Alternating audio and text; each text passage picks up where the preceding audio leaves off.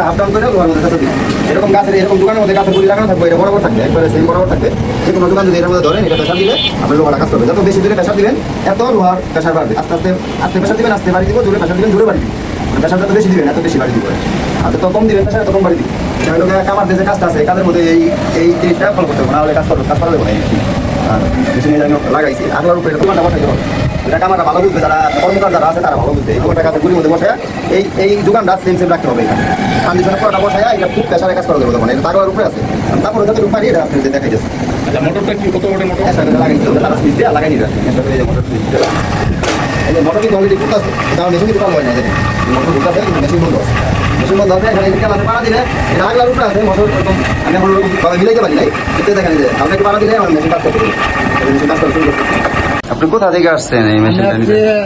টাঙ্গাইল ঘাটাই ছিল পাকুটিয়া করে আমি এটা মনে করেন যে নেটের মাধ্যমে দেখছি অনেক আগে। কিন্তু দেখি যে আমার মনে হয় আমাদের পাকুড়ে অনেক 100 কামার আছে, কিন্তু আসলে কেউ আমাদের তৈরি করতে পারে না। এখানে আমি নেটে দেখে আসছি, মেশিন আমার দেখে এর আগে আমি আসছিলাম, কিন্তু মেশিন আমার দেখে খুব পছন্দ হয়েছে। আশা করে এটা যে ছাঁচাটা পরে আমি আরো নেটে দেখছি, কিন্তু মেশিনের মাল অবশ্যই মনে হয় আশা করি আল্লাহর রহমতে আমি তৈরি করতে পারবো। কিন্তু এটা ঠিক মতো ব্যবহার বা ঠিক মতো আমি সেটিং করতে পারি, আবার মাল বানাতে কোনো সমস্যা হবে না। মনে আশা করি আল্লাহর কাছে যে আমি কাজ করতে পারবো।